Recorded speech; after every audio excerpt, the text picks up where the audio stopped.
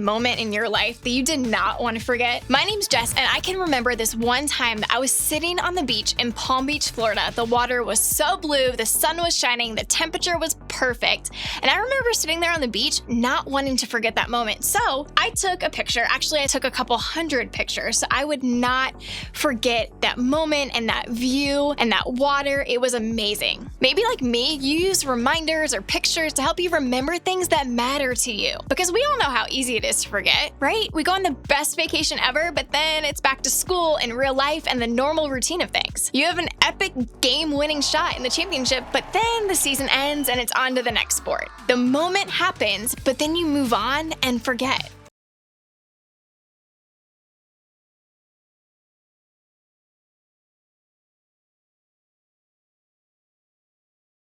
The same can be true when it comes to our faith. When things are going well in our lives, it's easy to forget how much we need Jesus. Sometimes we go through our days without thinking about him at all. And other times when life feels difficult or frustrating, we do the same thing. In those times, it's easy to forget the ways we've seen God work in our lives in the past because we can only see the difficult things happening around us in the present. So over the next few weeks, we're going to take a look at some different conversations that Jesus had with his followers during his last days on earth. You see, Jesus knew his time here was coming to an end. He knew that God sent him to earth to die on the cross so that we could be close with God forever. Knowing that, Jesus wanted to make the most of every moment. He saved some of his best wisdom for his last days so that it would continue to echo after he was gone. The good news for us is that several of Jesus' followers shared or wrote down stories about what Jesus said and did so others could learn from him too. There was a guy named Luke who investigated people's stories, observations, and experiences to understand what Jesus said and did, and then he wrote about it. One of the experiences that Luke wrote down happened during what's known as the Passover holiday. Back then, Passover was a celebratory meal that helped Jewish people remember something God had done for them long ago. Hundreds of years before Jesus came to earth, God did something really cool. God rescued the Israelites, who were God's people, out of slavery. And when that happened, God wanted the Israelites to celebrate Passover, to remember the way that God had protected them and set them free. And it was such a big deal that even thousands of years later, Jewish people today still celebrate the Passover meal to remember the event. During the Passover meal that Jesus had with his disciples, Jesus chose to give some of his final instructions. This was the last meal Jesus had with his disciples, so it was a pretty big deal. Let's take a look. When the time came, Jesus and the apostles sat down together at the table. Jesus said, "I have been very eager to eat this Passover meal with you before my suffering begins. For I tell you now that I won't eat this meal again until its meaning is fulfilled in the kingdom of God." Jesus was eager to share one of his last moments with his closest friends. He had been looking forward to this meal. Maybe that's because Jesus knew he was about to suffer and die on the cross. He knew he was about to leave his disciples overwhelmed with fear and sadness.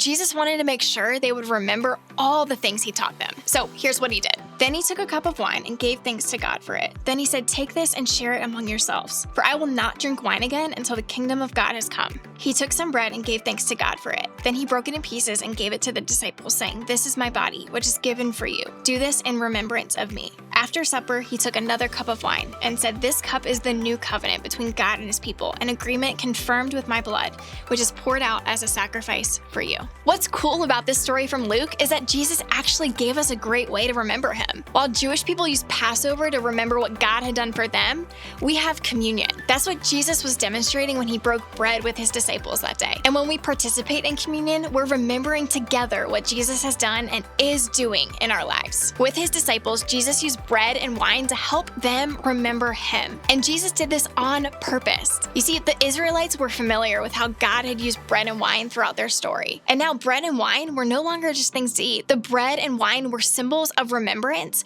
for what God had already done and what would happen to Jesus in just a few days. So when we participate in communion together, we remember what Jesus has done for us. We remember what Jesus has done to know he is still working.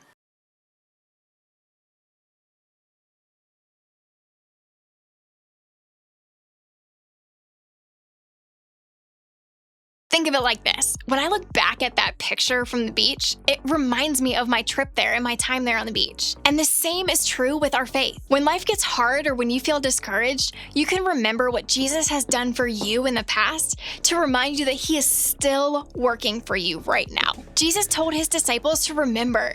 He knew that tough times were ahead, and those tough times would make it hard for the disciples to remember all that Jesus had taught them, all he did, and the way he loved them. That's why in one of his last moments, Jesus told them to remember. It's almost as if he was saying, I want you to remember that I am for you and that I am coming back. Jesus is saying the same thing to us too. Sometimes what we're going through in life can be so overwhelming. Maybe we feel alone or anxious or afraid. It's in those moments we might even feel like Jesus isn't with us or for us at all. When life isn't going the way we hoped, it's important to remember what Jesus did so we know he's still with us and still for us. In other words, we remember what Jesus has done to know he is still working.